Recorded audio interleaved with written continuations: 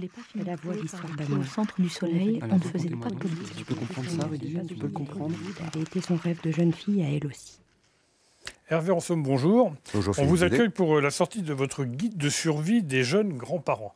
Alors, il s'agit d'une collection, grands-parents, jeunes grands-parents. C'est vrai que c'est un peu une génération qui vient sur le devant de la scène, très active, et vous êtes vous-même concerné, puisque cet ouvrage, vous l'avez écrit avec votre épouse et votre fille. Alors, racontez-nous un petit peu cette aventure. Tout à fait. Alors, on en avait pris l'habitude avec ma femme de marquer sur des petits bouts de papier, ce qui nous amusait dans cette vie nouvelle pour nous de grands-parents, puisqu'elle date de 9 ans, c'est l'âge de notre petite fille aînée. Et puis, simplement pour s'en rappeler, mettre ça dans un dossier, et puis peut-être reprendre ça plus tard. Et puis, notre fille Camille, elle est écrivain et auteur, journaliste, et nous a mis en relation avec une maison d'édition qu'elle connaissait, qui a été intéressée par notre projet, puisqu'il pouvait suivre facilement les 2 premiers tomes, ou guides, qui avaient été écrits, le guide de survie du jeune papa et le guide de survie de la jeune maman. Il manquait les grands-parents, et c'est à nous qui nous ont confié cette mission. On apprend des foules de choses. Alors déjà, des choses qu'on connaît quand on est un petit peu concerné. Je dois avouer que c'est mon cas, et avec bonheur. Mmh. Et puis peut-être des idées reçues en même temps. Hein. Et vous combattez un peu ces idées reçues. Et quand, par exemple, vous dites, je prends un exemple, 14 professions qu'on pourrait exercer en devenant grands-parents. Alors, je vais prendre 2 exemples. Chauffeur, parce que, alors, effectivement, vous transportez les petits-enfants partout. L'école, chez une copine, un anniversaire, etc. Et puis, schizophrène professionnel, alors là, c'est très, très amusant.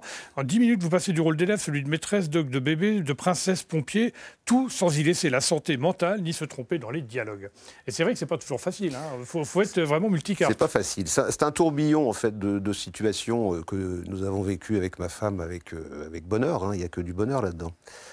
Mais tout de même, il faut s'adapter. Et alors la particularité, je crois, de notre situation au moment où on a eu notre première petite fille et puis après nos 3 autres petits-enfants, je ne sais pas si on est encore jeune, mais c'est qu'on était jeunes grands-parents. Et les jeunes grands-parents sont des gens en activité, en général. Nous, on l'était. Moi, j'avais une petite entreprise de diagnostic immobilier. Ma femme était cadre dans une entreprise de services. Et donc, notre vie, finalement, n'était pas si différente de celle de nos enfants. Et nous voilà tout d'un coup sollicités. Mais attendez, je vous interromps avec une différence énorme. C'est que toutes les corvées, tout l'environnement des parents, ça vous échappe. Finalement, vous avez le beau rôle quand vous êtes grand-père. Oui, c'est essentiel. Effectivement, on a le beau rôle et nos petits-enfants sont d'ailleurs aussi ravis que nous. On n'est pas chargé de leur éducation. Alors, ça ne veut pas dire qu'on leur fait faire n'importe quoi et qu'ils ont droit à tout, mais ça veut dire simplement que on vit l'instant avec eux, on le vit le plus intensément possible. On se déculpabilise, nous, jeunes grands-parents, en disant que de toute façon, les parents seront là pour demain reprendre un petit peu les choses en main. Pardonnez-moi, vous donner un exemple, par exemple, excusez-moi, quand vous dites à table, bon, le gamin, il veut pour finir sa soupe, c'est pas grave. Non, c'est pas dramatique. En même temps, c'est pas complètement faux, parce que c'est pour le temps où il est avec vous. On sait bien que c'est pas dans la durée, mais c'est vraiment le beau rôle. C'est le beau rôle, et les parents, eux, le rôle qu'on a connu, puisqu'on a nous-mêmes 4 enfants, et comme tous les parents, on a eu cette pression de la vie quotidienne, c'est l'école, les activités, l'éducation tout court à assurer. Et ouf, là, avec les petits-enfants, on n'a pas tout ça.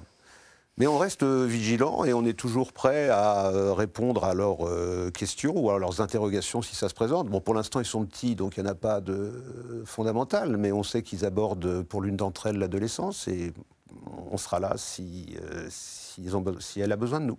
Hervé Anselme, merci d'être venu nous parler de votre ouvrage. On va le retrouver plus en détail, ainsi qu'un entretien en longueur, j'allais dire, mais ce qui n'a rien de péjoratif, bien au contraire, parce que j'ai beaucoup de questions à vous poser.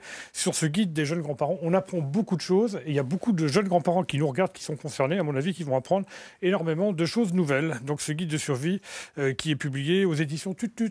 C'est un très joli nom. Merci beaucoup. Merci. On ne voulait pas finir La voix, l'histoire d'amour. au centre du soleil, on ne faisait pas de politique. Tu peux comprendre ça, Rudy? Tu peux le comprendre? Elle avait été son rêve de jeune fille à elle aussi.